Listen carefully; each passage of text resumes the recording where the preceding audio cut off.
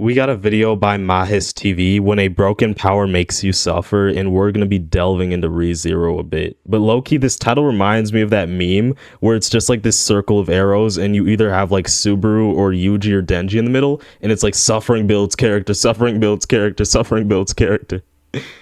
Oh man. Imagine this. For whatever reason, you turn up in a completely new world and receive a power. Unironically though, I do think suffering genuinely does build character, especially just depending on the overall writing, but like people are always glazing Thorfinn, Guts, Musashi Miyamoto, Denji, Yuji, like suffering does help with character development. That is absolutely broken. In most cases, that would be a start of an epic adventure with blackjack and waifus, but what if this power is just as much a blessing as it is a curse? Hello, comrade. My name is Mahis. Come, get yourself a beverage and sit down with Echidna's tea? me. We got unconventional suffering to explore. There is no shortage of trials and tribulations when Dude, Mushoku Tensei never stops being hilarious, bro. Sure. Even Rudius not being able to, do the thing is suffering. Rudius suffers in his own way as well. it comes to isekai characters. Some go through hell and more before getting their happy ending. However, in this video, I want to focus on less obvious side effects of such power-ups with the help of three Low-key though, seeing the scene, so Saitama is, hold on. Saitama's about to one-shot this car monster, right? I already know what happens. But yeah, even this bald egghead Saitama, he had to struggle. He had to suffer. He had to do 100 sit-ups, 100 squats, 100 push-ups, 10-kilometer run every single day until he went bald just to get stronger, right? So suffering does build character. Again, suffering made Saitama like basically top 2 in his verse. Cosmic Garo was equal to him. And God might be stronger than Saitama. Focus on less obvious side effects of such power-ups with the help of three Dude, I feel bad for Saitama because the worst part of his exercise routine was literally that he wasn't allowed to use AC in the heat, bro. distinct examples. Natsuki Subaru, Ainzel Like, it would be blazing summer and no AC at all. Gon-sama, and the Lightspeed hero Masayuki. No major spoilers in this video. Okay, I don't know the last guy, Masayuki. Overlord, I still need to watch that. Aside from a few key moments from what's already been adapted into anime, so proceed cautiously. Starting with this bundle of controversy, two things are rather apparent. Dude, Roswaal, what is wrong with Roswaal? His return by death is, by all definitions, completely broken, and he does in fact pay a steep price for using it in a form of physical pain. Ooh, this is the worst death in the... Dude, this is the worst death in the entire series, bro. The only thing that comes close, probably the second worst death, is the second stairs death in the Pleiades Watchtower. But there is another toll, arguably much more debilitating. The sheer mental agony of losing relationships with people he struggles so hard to build, and Dude, I was so scared to watch ReZero at first because, I thought it was just like a kind of like a horror anime, like, bro, getting eaten by rabbits, and then just some of the deaths are just kind of crazy, bro. But I'm still glad I watched ReZero because it's peak, like literally 10 out of 10, debatably the best isekai. And honestly, when I was actually watching it, I mean, most of the scenes weren't that bad. Like, the only really bad scenes were the Pleiades Watchtower and the rabbit scene. Outside of that, it's kind of tame. Now the Wrath death scene was kind of crazy. When Subaru literally got hung, that was crazy. knowing whether he went insane, because Subaru can't even talk to anyone about this conundrum, let alone confirm that this is actually happening. It's not an entirely new concept. There are plenty of stories that utilize some sort of time loops, giving us insight into what happens to a person's psyche under these conditions. Groundhog Day is the first thing that comes to mind, and it's a very comprehensive piece on the topic. Then there are episodes from shows like Supernatural or Rick and Morty. Ooh, Supernatural, bro. Supernatural is peak, bro. Watched all 15 seasons. Was a really good show, honestly. Hell, even the picture of Dorian Gray kinda fits due to how it portrays the effects of doing whatever you want with seemingly little consequence.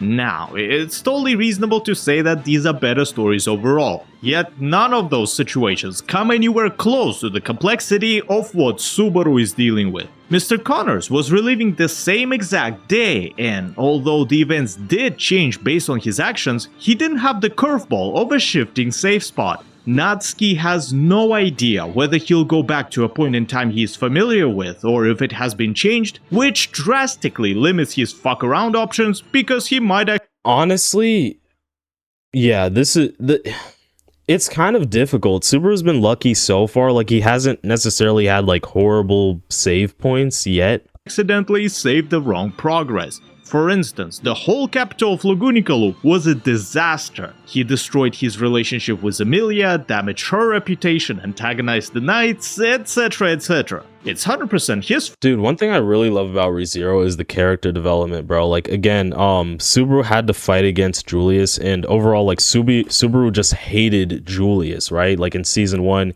even Season 2 a bit, but then, like, the friendship just goes crazy. Like, now that I'm watching Season 4, like, they kind of remind me a little bit of, like, Gon and Killua, just, like, in terms of the strong friendship. Like, again, even Julius alone, like, I feel like he's gotten some pretty good character development, like him losing to Reed, his reaction to losing to Reed, what it means to be a knight, him questioning if it's worse to forget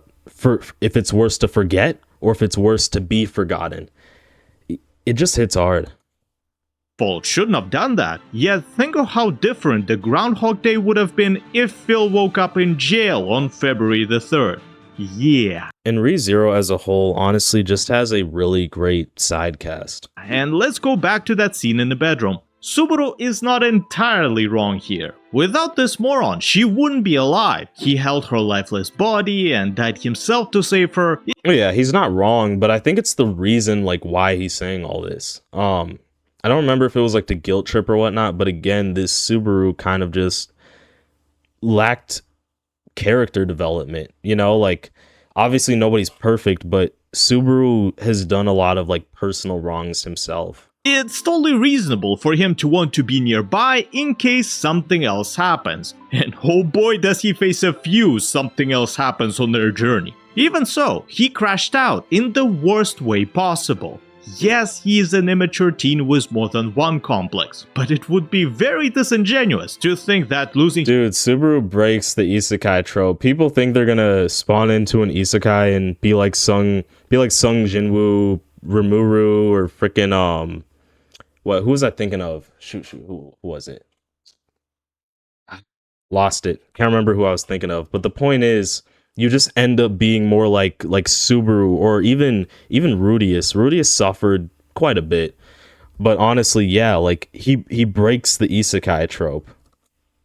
his bonds with Ramen Rem multiple times. Just remembered, Sid Kagano. The point is, Eminence and Shadow, right? Sid Kagano is a super overpowered MC. It's an isekai, whatever. And Subaru is just the complete opposite, man. It sucks. Wouldn't have exacerbated these issues, especially his desire to hold on to a relationship with the only person who was kind to him this entire time, by any means necessary. Remember, his initial proper interaction with Emilia was practically a date where he befriended her, surprisingly with personality alone. You can't just write that off as a fail. That's actually a good thing. Again, yeah, making friends with Emilia with only your personality, only using Subaru's personality, like, yeah, dubs to you, Subaru. Loop and continue as nothing happened. Look at Morty. He's an extreme example of that same phenomenon, cause he lived the loop way longer, but the result is identical. Because of all the feelings and knowledge he had already built up, he came off as a crazy creep who made absolutely zero sense. Add a few agonizing deaths Oh lord, bro. Oh my to the god. total mess that is Subaru's mind, and you can easily understand. Ooh, this hit hard because, bro, dude, the last sentence that Subaru was about to say was like, I loved you guys. He was saying it to like Rem and Ram. And dude, Ram, the one time Ram was actually kind, the one time she actually used her heart to be empathetic towards Subaru, she basically killed him with her wind attack before Rem could just like straight up torture him for information. So Ram just sent him to an early grave out of like mercy and pity, basically. So yeah, W Ram here, and then yeah, Rem was acting kind of crazy. And why this interaction played out as it did. He had learned from this experience, that's good at least. However, there is still an issue of a stacking insanity debuff that can only be remedied by Titus level mental fortitude Is that Urza? or with the help of another person. Rem, our precious angel, selflessly dragged his broken ass out of the pit of despair, proving that his efforts to save her and establish deep personal ties actually meant something. Dude, ReZero hits so hard when you get down to the peak moments, man. Like, it really reminds me of like One Piece, because I felt like ReZero pacing could be a little slow at times. Again, it's still peak. I think the pacing was a little slow at times. But my main point is, the main reason I say it's like One Piece is overall, like it kind of feels like a slow burn. Like when you really go through all the seasons, it's like this peak slow burn effect, and you really feel like you love the characters, man. And just the overall development with relationships goes hard, goes crazy. Subaru and Julius, Subaru and Rem, Subaru and Amelia, it goes really hard. I want to say Subaru and Ram, but I don't even know if I can say that. I guess Ram is kind of like a tough love type of person, but it's just like Ram still insults Subaru like so needlessly sometimes. Even in like season 4, it's like, what is your problem? This is very important, as it allowed him to Like, I don't think Ram's evil. I just think she's like unintentionally cruel sometimes, or low empathy at times. focus on the results and to have hope for the future, which we could see in the form of advanced scheming, recruitment of allies, and general positive change in his persona. Yet Natsuki still holds it all inside until he meets Echidna, the only person who he can talk to about the return by death. Satella did much appreciate such intimacy with another woman and punished I'm wondering what's going on with Satella, because dude, Satella's like little line hit hard when she said love yourself more. Like, she was basically telling Subaru, stop spamming return by death. You should value your life more. Like, Subaru's just trying to save his friends all the time. Dude, save yourself, love yourself, value yourself, bro. She's literally telling him, stop spamming the ability I gave you. Stop spamming return by death. him, but the structural It's unhealthy. repairs to his mind were already done. Not completed, as he required a whole new therapy session with all the witches to properly get on the right path, which brings me back to the point of the video. His suffering didn't stop. He simply received the tools to help deal with it. Without spoiling anything, it only gets worse in both the It always gets worse. People will literally make polls asking who suffered more, Subaru or Guts. And the fact that, you know, Subaru's suffering is being compared to Guts from literally Berserk, the same world with the Eclipse. Yeah, ReZero is just pure pain and pure torture, bro. difficulty of the challenges and the compounding effect of all his deaths/failures that keeps growing by the arc. Being able to travel back in time without losing the knowledge and skills you acquired is without a doubt a top tier ability. Yet if it comes with an ever escalating brutality of ways to die as well as all this emotional baggage, I'll have to pass. The second candidate for an Yeah, I feel bad for Subaru because he thought he was going to be like Sung Jin-woo or farming. He thought he was going to be like Sid Kagano, but nope. It's just pure pain. unconventional struggle is Ainsama, and if you're thinking Ooh, I haven't watched Overlord, so I'm not going to be able to comment too much on this. I'm going to be talking about how the Bone Daddy can All I know is Albedo simps over him a lot. I've seen a lot of clips. have a boner, you are absolutely right. With so many waifus throwing themselves at you, having neither ability nor desire to partake is an oof. That's sad. So this is Irons' kryptonite, right? This is what he's cooked with. He's super overpowered, but he's not bored like Saitama. He doesn't always lose like Gojo. He's not sometimes useless like Reinhard. He just can't be intimate with women, I guess. I don't know.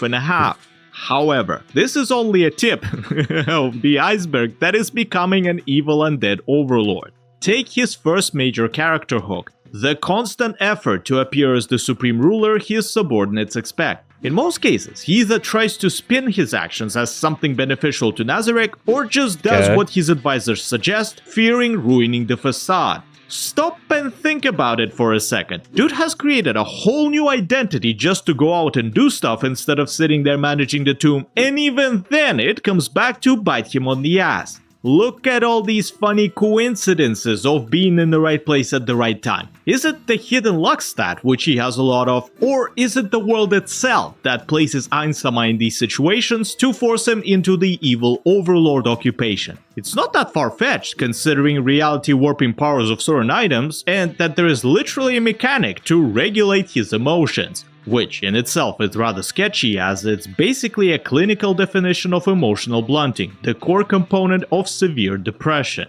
He is turning into an undead both physically and mentally, we all know that. What I'm worried about is that he's turning into his own character, losing free will in the process. Not necessarily by means of the system changing him, it's my speculation after all, but because he doesn't have anything else. Everything around constantly reminds him of what he has lost. Even in the guise of Momon, he can't get away from it, since every adventurer's party, every quest brings out memories of Yggdrasil and his comrades. Just like Subaru, the Sorcerer King is profoundly lonely. He sees Jirknif as a friend, the Nazarick... Dude, there's always this theme of like strength and loneliness. I'm low-key starting to like it, but it's starting to feel a bit repetitive at this point. I guess like with Gojo, Sukuna, Peck, even Kashimo, Saitama, it's like, well, Saitama's more so bored than lonely, I guess, but like, I really do kind of love this narrative of strength essentially being a curse in a way. Family, but in reality, they're all... But I think it's just the natural evolution of anime, right? Like we had like Dragon Ball Z, we just had a bunch of anime where it was overpowered characters, but the writing wasn't necessarily the best. And now authors are creating more flaws for overpowered characters so that they're better written.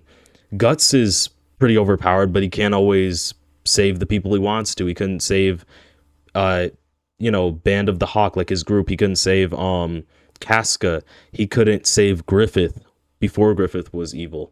Gojo couldn't save... his friends, all of that. Either subordinates, zealots, or mutually beneficial acquaintances. There is no Echidna in the New World. There is no peer, there is no equal. He can't just sit down with anybody and speak his mind. Not Overlord's mind like with Ainzak. Suzuki Satoru's mind, that of a regular office worker from a dystopian Japan who just wants to geek out and relax. Ainsama is too tied up with being the supreme ruler of Nazarick, which keeps him locked in a perpetual state of negative nostalgia. Don't believe me? Damn. There is a what-if... That's a crazy term. Wait, negative nostalgia? That hits hard, bro. Usually whenever whenever I'm thinking about nostalgia, or people in general, it's usually positive, right? Like, for anime nostalgia, I'll think back to, like, Dragon Ball, freaking early... pre-time skip One Piece. A lot of people think pre-time skip One Piece is better than post-time skip, and it's partially due to nostalgia for sure. Perpetual state of negative nostalgia. Don't believe me? Dang, the alliteration goes crazy too. Negative nostalgia. That's sick. There is a what-if side story where he got teleported to the New World alone 2 centuries early. Without the Nazarick baggage and constant paranoia, Ainsama actually finds an equal dynamic, forging a genuine friendship with Evil Eye. That's Together, good. they embark on a surprisingly chill adventure across the continent, pretty much cosplaying Ark and Ariane. Another issue with being an OP evil dude is that you are on a timer. You will run out of enemies to conquer. I've played Civilization. Dude's gonna get the Sukuna treatment. Ainz is gonna have to seal one of his fingers, and he's gonna have to reincarnate in like 1,000 years, bro. Hopefully there's like a Gojo Satoru of Ainz's verse that he can fight against or something. Enough times to know that when the entire map is of your color, every town is fully built, and all the city-states revere you, there is nothing else to do. Real life is a... The truth is, you can even extrapolate this to real life, but everything's about like the journey, bro. Like whatever you're trying to do, whatever your goal is, like enjoy the process of it, because once you're there, you're going to be bored. Bit more complex, that much I admit, yet this utopia nonsense will get old real fast. It's simply boring. When you barely face any actual challenges and can casually swat down opposing armies... Dude, I'm so glad that Saitama met King and was just able to play video games with a friend. Like, dude, Saitama seemed bored. like pesky flies, the thrill of the game is completely gone, and what's left is micromanaging your subordinates or creating drama to keep yourself entertained. Sounds like a corporate middle management position, and I sure as hell don't want anything to do with that. You can say Machias, look at Rimuru, he's having fun building his nation and almost never has to conquer anyone. I agree, but don't forget that he doesn't have a legion of evil, racist, sadistic underlings who want nothing more than a complete domination over the land and the lower lifeforms that inhabit it. That's why I call Nazarick a baggage. It's a self-feeding, well-oiled machine of Ainsama trying to make his people happy at the expense of everyone else, and them trying to... So the Eren Yeager method, basically, right? Yeah, the Eren Yeager method. Live up to his expectations by bringing him the world on a silver platter. He is completely stuck, so unless a new bunch of players show up to defeat him, the all-powerful Supreme One will be his own prisoner, locked in a tomb of loneliness. The third candidate for an unconventional isekai struggle is the Lightspeed hero Masayuki, Don't know this guy. Is he from Tensura? Is this Rimuru? and before I continue, yes, I'm aware, you don't need to write that in the comments, let's not spoil anything for Wait, is that Rimuru? I don't think this is Rimuru, but it does kind of look like him. brothers. The fact of the matter is, if you were reincarnated with a unique skill Chosen One, you'd be giving up on life within a couple of years. Just Damn. like Ainsama, he's a victim of success. Only this time it's the good kind of success on account of him being a hero and not an evil overlord. Dude, that's so cursed, though, to think that, like... It's so effed up to think that success can be a curse, though. It's like, so you did everything right with your life, right? You did everything right. You were the good guy or whatever, and you become successful. And your reward for success isn't just success, but also pain and misery and potentially boredom. Because, I mean, what are you going to do now? Like, what's next? Okay, you're successful. You did everything. What happens tomorrow? What's your plan for the rest of your life? I won't repeat myself much since their situation is very Honestly, I guess all you gotta do is, like, you just gotta LARP, bro. You gotta LARP like Sid Kagano, right? Sid Kagano, I'm pretty sure he's already achieved everything, right? Like, Sid, I don't think Sid has a goal, does he? Unless I misremember Eminence and Shadow Season 1 and Season 2. Like, Sid is chilling. Sid's just LARPing. He's just playing a character, bro. He's just having fun.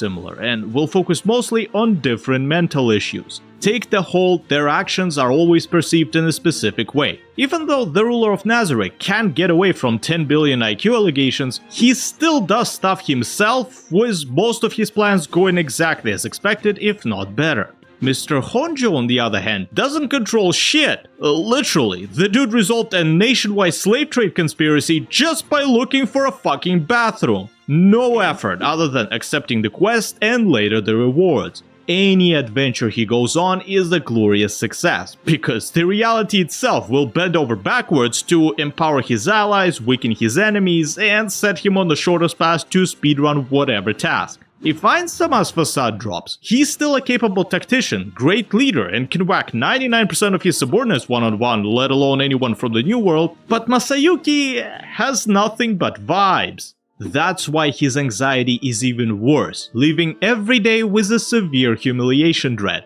On top of that, the lack of control over the outcomes of one's actions is the leading cause of learned helplessness and dissociative disorder. Dude, poor Subaru, man. I mean, look at this scene. It's just, damn, bro. Take Kanao prior to meeting the Kocho family. Her mind was complete. Wait, we talking about Demon Slayer now? I'm usually surprised because, like, I mean, people generally clown Demon Slayer's writing. I do think Demon Slayer's writing is, like, average/mid-ish. Like, it's not bad, it's just not the best either. Completely shattered to the point where But this is like a pleasant surprise. We're talking about Kanao from Demon Slayer. Okay. she wouldn't even eat unless instructed to. Because what's the point of doing anything when the result is the same? I'll be seen as a hero, people will chant my name, and so on. Honestly, I mean, true, fair. I mean, if no matter what, I mean, yeah, if the outcome, if the result's the same either way, then it's like the process doesn't matter. What you do doesn't matter. Only reason Masayuki is still sane is due to his unique skill actually doing something meaningful, like with freeing the slaves, the same way Ram was able to bring back Subaru by showing that his efforts do in fact matter. Also, clinical studies suggest that prolonged separation between one's internal identity and the public image often leads to a fractured self, which I find Well, yeah, I think that makes complete and a lot of sense. I mean, yeah, that makes sense. rather ironic. The last major issue with his power is once again boredom. Instead of running out of things to Basically, the Saitama trap. Okay. do, the Lightspeed hero doesn't really do anything, which reminds me of a Carbot video about how well the work Dude, it's so crazy. Technically, Sung Jin Woo isn't an isekai character, but he's the only one who's escaped it. Sung Jin Woo, he's extremely strong, but dude, he's not bored. Sung Jin Woo is not bored. He's not depressed. He usually can save the people that he needs to save, usually. Like, Sung Jin Woo is just him, bro. craft changed over the years. You are no longer playing the game. With so many arrows pointing in the direction you need to go and systems like a single button that does your entire rotation, you're practically an observer who will lose interest very quickly. It's fine when you launch your PC after a long day just to no-brain something and relax. Yet if it's your entire life that doesn't require active participation, that's very sad. The main takeaway here is this. With great power come great possibilities for Kazuma. Come on, Kazuma. fun, yet it also comes at a cost, not immediately apparent like I think Sung Jin Woo's only cost is, like, his humanity. I mean, they were hinting at that in season 1. with the return by death. Subtle, almost imperceptible, There was this guy with purple hair. He fought against Sung Jin Woo in season 1. He killed, like, the 3 criminals or whatever. And he was basically like, when the abyss stares at you, when you stare into the abyss stares back at you, right? He said that right before he died. He said it to Sung Jin Woo. I don't remember the episode number. It's just the guy with purple hair who killed the criminals. If you watch season 1, you know who I'm talking about. until it hits you like a truck. Was I, Mahi is secretly hoping Ah, yes, Truck-kun, the ultimate villain. Like, dude, Truck-kun really is a recurring character, bro. I know Truck-kun the best probably from Tokyo Revengers. Tokyo Revengers used to be peak, but apparently the ending was garbage. It fell off. for an absolute power into the microphone. Have a great whatever time of the day you have. And Yeah, so honestly, 2 main things. Number 1 is suffering does ultimately build character unless you just really don't know how to write. Like, suffering tends to generally build character. Guts, Subaru, Denji, Yuji Tadori, anybody else who suffers, Thorfinn, like, it really does help in developing characters. Frick, literally any character in Naruto Shippuden, Obito Uchiha suffered. Even Madara suffered a little bit. But yeah, and then second of all, it's just, this video mostly went over, like, the curse of strength, right? Like, being too powerful, being too successful. I know it sounds ironic, but it can be a curse, right? It sounds like it wouldn't make sense, but yes, suffering from success, it's a very real thing.